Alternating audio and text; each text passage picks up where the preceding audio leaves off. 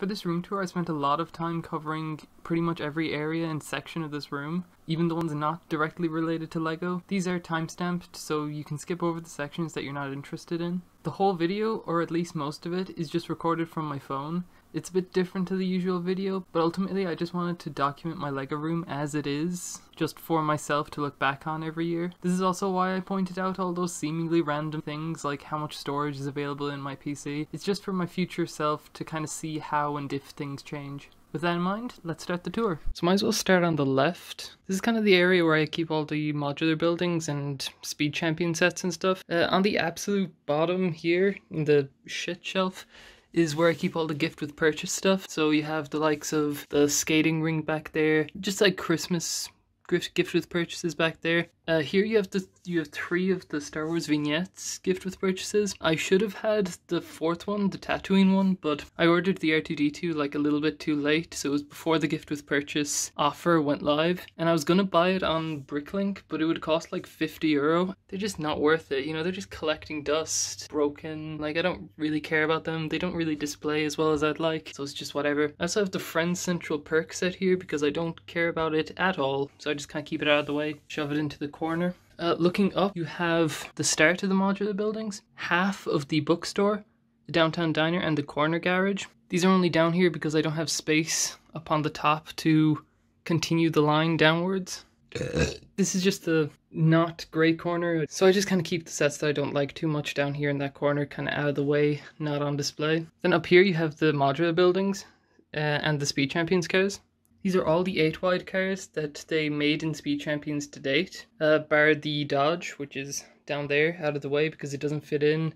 It's not nice to look at. Like, look how good these look alongside each other, and then there's that one. Then you have the modular buildings, which there are, I believe, every set from 2016? 2015? It's actually every set since 2013, which is when the Palace Cinema came out. Ideally they would have like road plates in front of it as well for the Speed Champions cars, but like as you can see, the Speed Champions cars are kind of over the edge as is, like there isn't enough space for them, so they're just kind of sitting there at an angle. My goal for this year is to just get these set up in a Lego City layout instead of just on one row and then on another, because like this can't expand, you know. I have room for maybe the newest modular building if I kind of push these up against the wall or something, but other than that, like there isn't an awful lot of space. Of these modular buildings, I got Brickbank, Assembly Square, Parisian Restaurant, and Palace Cinema all in one go for my 18th birthday, and that's what kind of kickstarted this whole collection. Looking down here, you have another modular building technically, with the Daily Bugle set. The reason it's down here instead of up here is because it's too tall. Like it won't fit up here because I need space to open the hatch there, down, and if it's up here it's too tall, it kind of hits against it. So it needs to stay down here, and it's actually still too tall, so I had to take the antenna down so that it fits, because otherwise it'll just push against that and there's no space. There's also the Overwatch sets here, which are, I don't really like them here. I'll probably move them around, but that's where they are at the moment. And one thing that this shelf has that none of the other ones have that you'll see is are these sorting compartments. So in this one you have the instruction manual and the spare pieces from the Lego Art the Sith sets. I got 3 of them, so there should be enough spare pieces in there and within the other ones to do the bigger Darth Vader mosaic. In this second one you have just my brick separators and just miscellaneous minifigures, like just random ones that came with modular buildings. And then you have this one that's just a general spare parts one. You know, I threw in the advent calendar builds in there as well. There's just, you know, like this is the spoiler from the Mustang.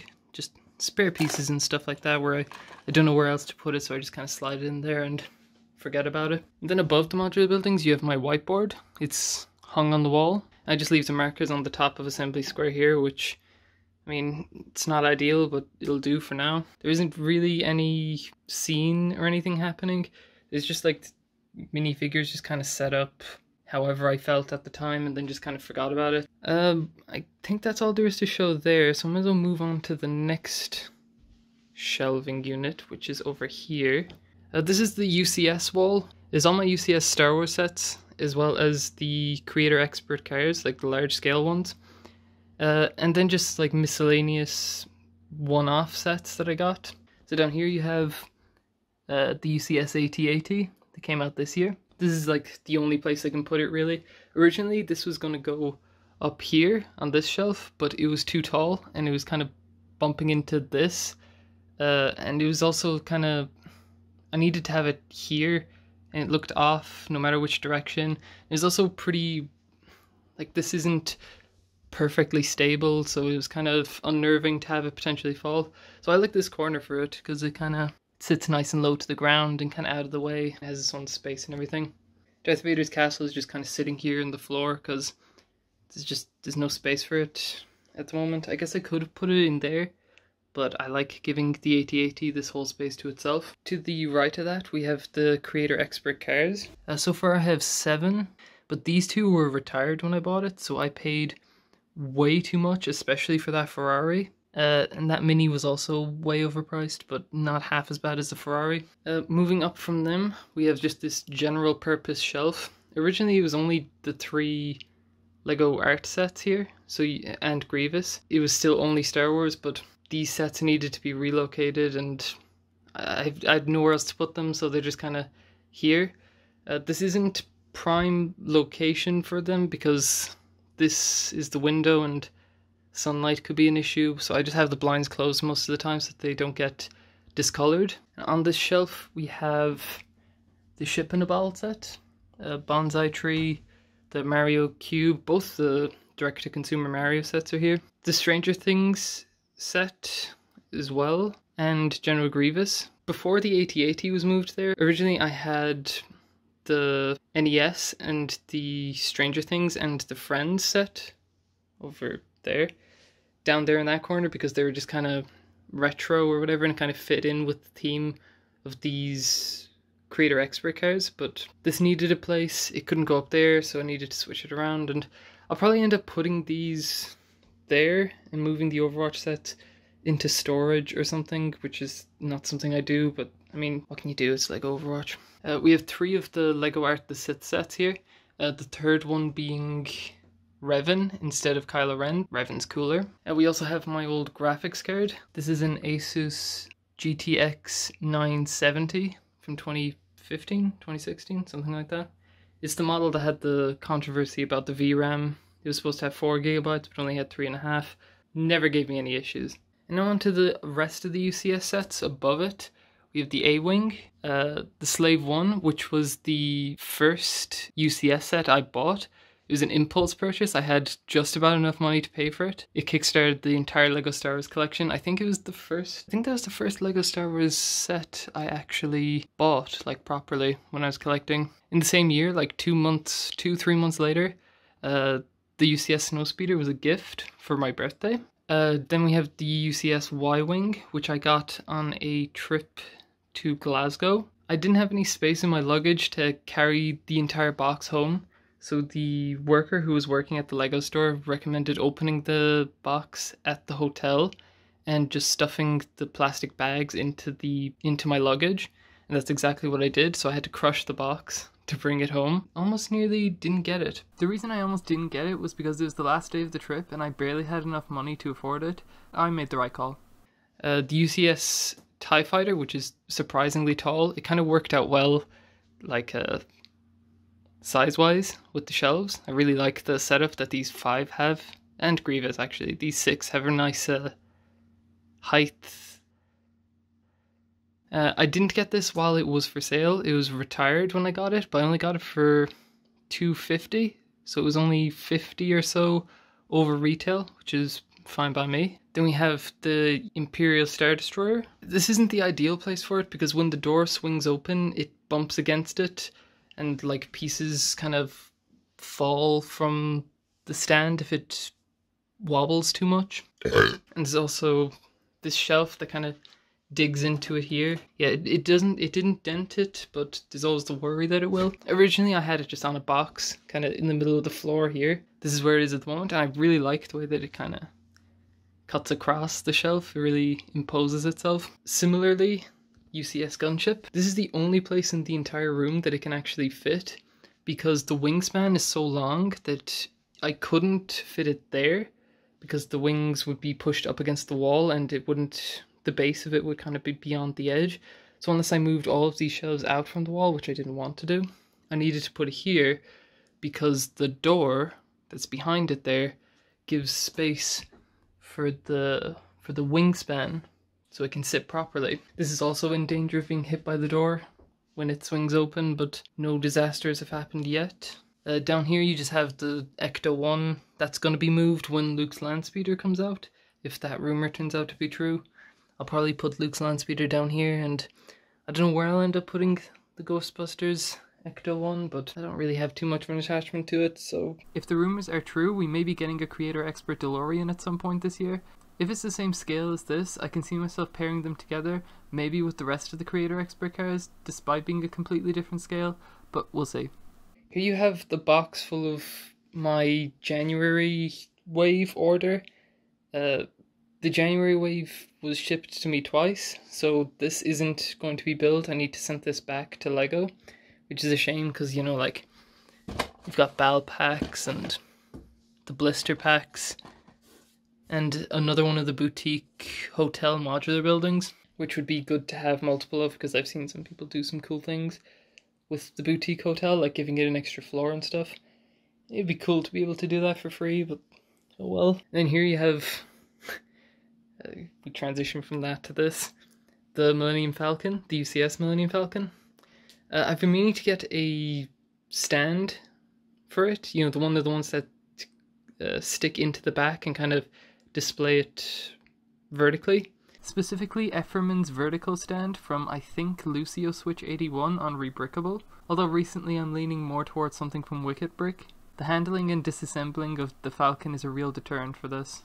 But I never got around to it, so for the moment it's hogging the coffee table from the kitchen that the family haven't had in a few years now. It's collecting dust pretty badly, actually. Jesus Christ. Yeah, this set is the reason I got a job. That would have been 2018-ish. And that's the UCS wall. Something you may have noticed is the clothes pile there. That's the only place for it because there's no space for a wardrobe in the room, so I just kind of throw them on the floor there. There's also a chair just the other side of this door that has them just left in the hall as well. Actually, I can show that.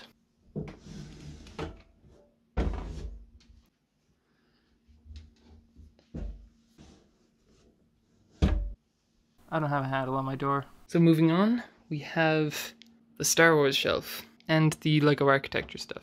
So we have the Lego Star Wars. These are kind of like where the play sets and kind of sub-themes go that aren't UCS, because UCS demands a lot of space, so as well as my architecture collection, which go on the top. So might as well start at the top. They're at this height because this is a good height to be able to actually see them all, as well as see like the display plaques.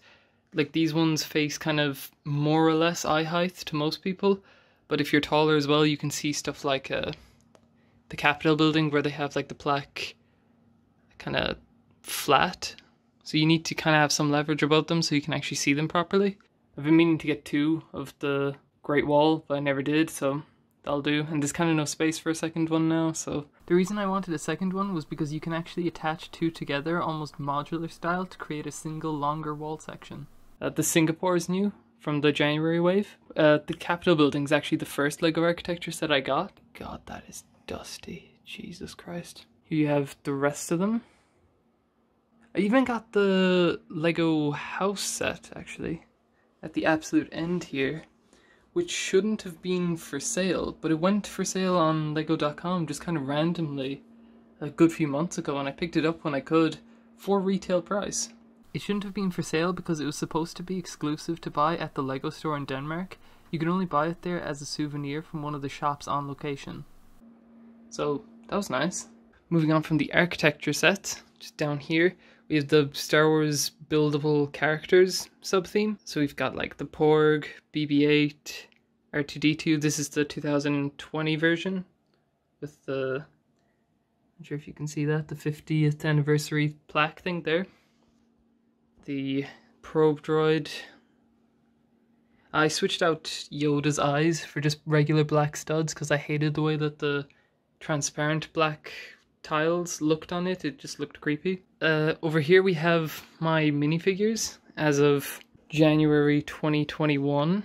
They're built on the Brick Vault minifig stand template. The link for the instructions for the minifigure stand is in the description. I use a slightly modified version which excludes the curved brick in favor of two 1x6 bricks and tiles.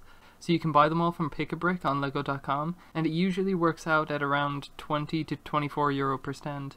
There's about 14 of them here. Each one is for like 15 minifigures. So like up until about here would be one. And then the row at the back is actually just stacked on top of some old Speed Champions boxes, which is not ideal. I'd need to design something to fix that. So the minifigures themselves are ordered kind of by row. So on the bottom row, you have the villains of Star Wars. And then it kind of slowly transitions into like bounty hunters from here. So we have like Enbo, IG-88, technically 11, but IG-88, Boba, Bosk, Jango, you know, that kind of crew. I have these guys down here just because I think the villains in Star Wars just look the coolest. And I think they look really cool alongside each other. Row above, we have like prequel era, Clone Wars era Jedi. This Mace Windu had to sacrifice his lightsaber to give to Revan. Tough shit. Above them we have the original trilogy characters. So it kind of starts with a villain. So here we had Palpatine, here we have Vader. Up above we have Moff Gideon, and above that we have Crosshair, so it kind of works. There's kind of a pattern to it. The Ben Kenobi figure is the one from the most recent Death Star, but I swapped his hair out for old Han Solo's hair from the Millennium Falcon set, which I think is more accurate. And it starts with the episode 4 minifigures, and then it kind of slowly transitions into like episode 5. That slowly transitions into episode 6, but I don't really have any episode 6 minifigures. And these two are from obviously episode 1, but they'll just do there. Up from the original trilogy, we have the Mandalorian minifigures. The Din minifigure I have on display has both his jetpack and his cape on at the same time. I think I have every Mandalorian minifigure to date. This Luke is from the Death Star Final Duel set, not the one that'll come with the, what I'm assuming will be Death Trooper battle pack. So there's only one Death Trooper there, he'll probably be moved somewhere else. I just gave him an old cape that I had lying around, but that's actually from episode 6. So once the Death Trooper battle pack comes out, I'll probably move Luke down to be with the original trilogy things, but he's just there for now because it kind of works. This is a modified version of the Armorer, because I didn't like the way that they did the fur print around her neck, so I just kind of put the nest piece from the bookstore. I took it from the tree and I just kind of put it around her neck. It looks fine on display here, but like if you kind of look in, her neck is like super long and it doesn't look great. This is, I think it's Paz Vizsla, and you can see up the main problem with the minifigure display stand, and that is if a character has a backpack, he kind of has to lean forward, so he kind of has a hunch, which isn't ideal, but it'll do. After the Mandalorian minifigures, we have the Bad Batch crew there. To date, there's only these 6, including Gonk. The way I got the Bad Batch crew to hold their helmets in their hands is by filling the helmets with nameless minifigure heads and attaching that to their hands. It's a secure connection so they won't accidentally drop them, and you can achieve the same thing with 1x1 cylinder pieces, or even just loads of studs just to fill up the gap. Then we have my 501st Troopers. And then just like miscellaneous massable figures, so they aren't in the right order because up here we have the minifigures I got from the January wave, so the likes of the Phase 1 clones here. They should be alongside the Phase 1 clones here, but I haven't had a chance to reorganize them yet. Same thing with these Snow Troopers, they should be alongside these ones, but they're kind of mix and matched. I bought myself 2 of the old Republic battle packs, so I have a nice collection of those troopers there. In general, I like to get 2 of each clone, so there's a few clone factions here that I'm going to order a second one of, like the 332nd one there, the one that came with the Aayla Secura Republic fighter tank. I'd like a second one of this Kashyyyk one, and this one as well.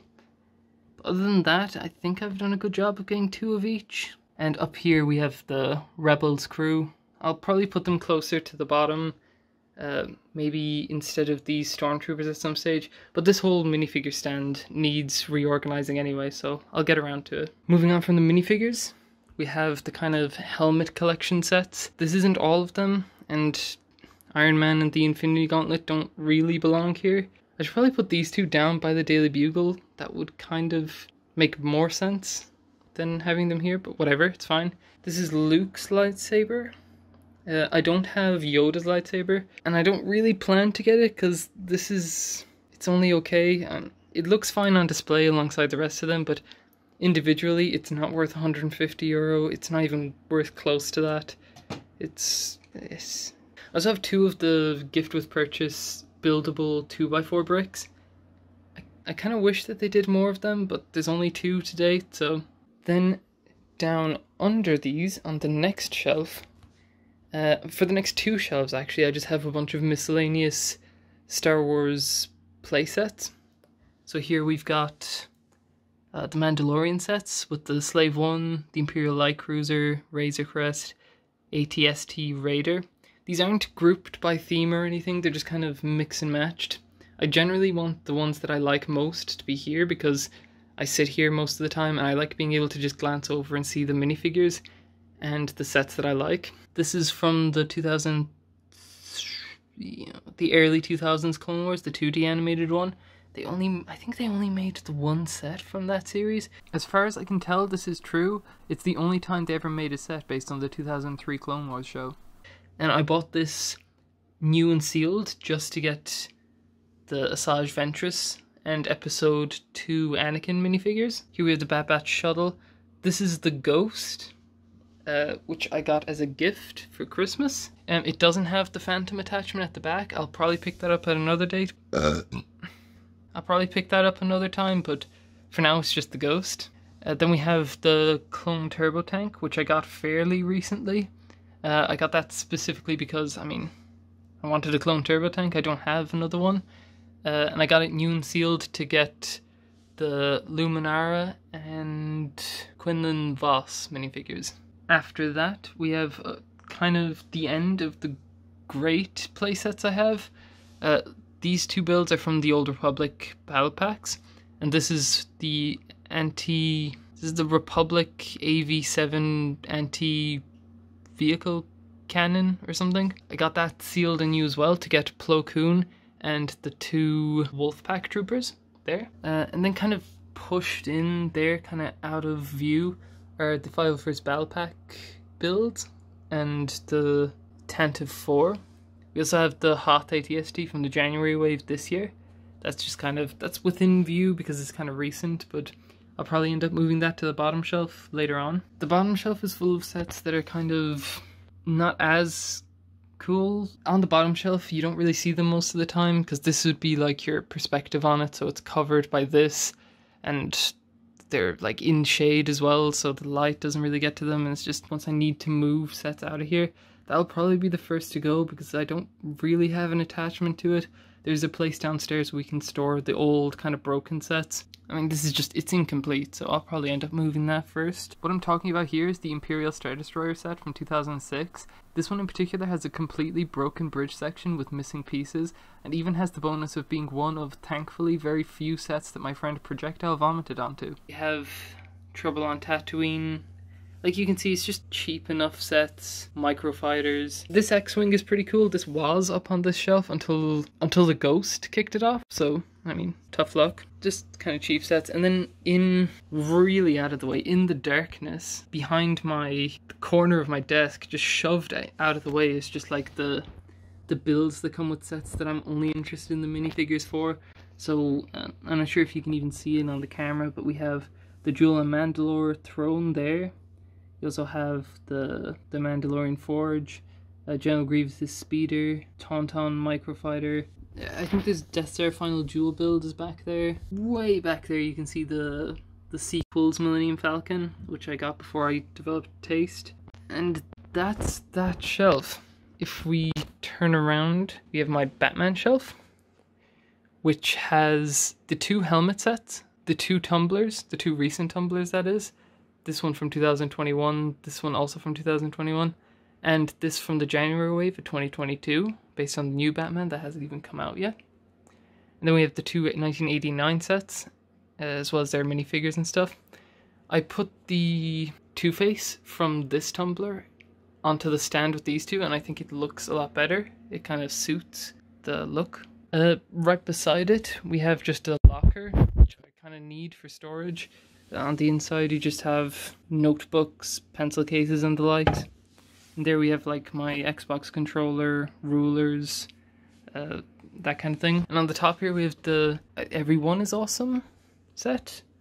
It's just kind of left here because I have nowhere else to put it. I changed it so that they're doing the conga line. I think it works better for the set. It's a lot more interesting. And then under that we have, I got 3 of the prints. These were VIP reward redemptions. I've been meaning to get these framed for a long time, but I never got the chance. Never bothered, I guess. So you got the minifigure patent application from 1958. I think this would be a really cool trio to have, just framed and like alongside each other. But I don't really have the wall space at the moment for it. I guess up there, but that'd be kind of too far away, so you wouldn't really be able to see it. I think that's all there really is to see. On my desk at the moment is the Boutique Hotel, which I've just finished building. I have no idea where I'm going to put this, because I don't really have space on these shelves for it. I'm thinking, for now, to take the Palace Cinema and push it and put it down to this shelf and kind of push those into the wall and just hope that there's enough space, because I really like the Boutique Hotel. I think it'll look good there. I want it alongside the Parisian Restaurant, so I'll probably switch this over to there, or maybe move that down there and push the Parisian Restaurant to here, have the Boutique Hotel on this corner, something like that. It's all temporary anyway. I do plan to have a Lego City set up. I might as well talk through my future plans. Actually, I should probably show this. So this is my PC at the moment. I've got a Corsair K70 keyboard, Mark II, a Logitech G Pro X wirelesses, a Razer Viper, and SteelSeries mousepad. This is the PC. It's got an AMD Ryzen 9 5900X, Corsair H110i cooler, RGB cooler. I got an extra fan to put on this side because the case didn't come with it originally. It's a Corsair Crystal 680X. It's got 32GB of RAM. I think there's 2 Corsair, I think they're Vengeance sticks. I'm not certain about that. They came as a bundle with the motherboard, processor and cooler from Scan, and this is an RTX 3070. This is the Gigabyte Aorus version, so it's got a programmable LED screen, which is cool. 2 hard drives in it at the moment. Actually, I can just check. 3 hard drives and an SSD. The SSD is the boot drive, 1TB, and then the 3 hard drives are just for mass storage for like clips and recordings and stuff, totaling over 10 TB, which is excessive but future-proofed, I guess. Just the other side of the PC, we have my 2 external drives, and these are just backups of the hard drives that are in the PC, but external, you know, in case of emergency or in case like a power surge or hard drive failure, you know, you never know, you gotta have backups. I think that one's 4 TB and that one is 8 TB, and they both have backups of recordings and stuff. Down here's the inaccessible area where I throw bags and packaging and stuff that I wish I could clean out, but it's very difficult to get to, and getting to it as we are would require moving this shelf out of the way, and then it'd be in this way and it'd be in the way of the chair, or I'd have to move the bed and all that. Just behind the monitor, which is a BenQ, it's a 1440p 144Hz. This is the FreeSync version, not the G-Sync version, even though I've always had NVIDIA graphics card, but it saved me quite a lot of money and I don't think I needed G-Sync. This is just a regular old 1080p monitor. Back here we have my Index, we have my Wacom tablet, and a Logitech G923, that's what that is. The pedals are permanently positioned down there. I don't really use them often. And yeah, that's pretty much everything. That's the entire setup. In terms of future plans, as I said, the main priority is to get these modular buildings in a city layout as early as possible.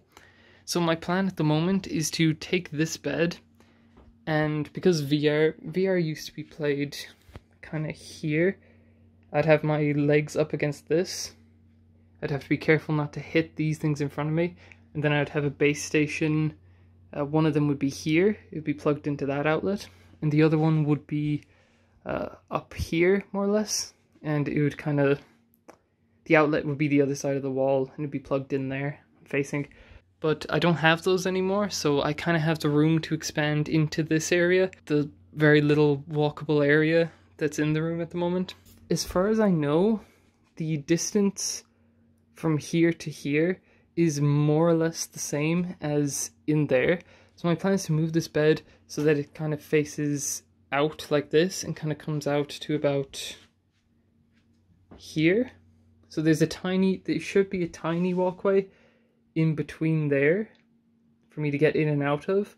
And then from here to here, I should have enough space to put a table, like a large enough table or a big desk or something, to start a Lego city, and that should give me plenty of room for the modulars.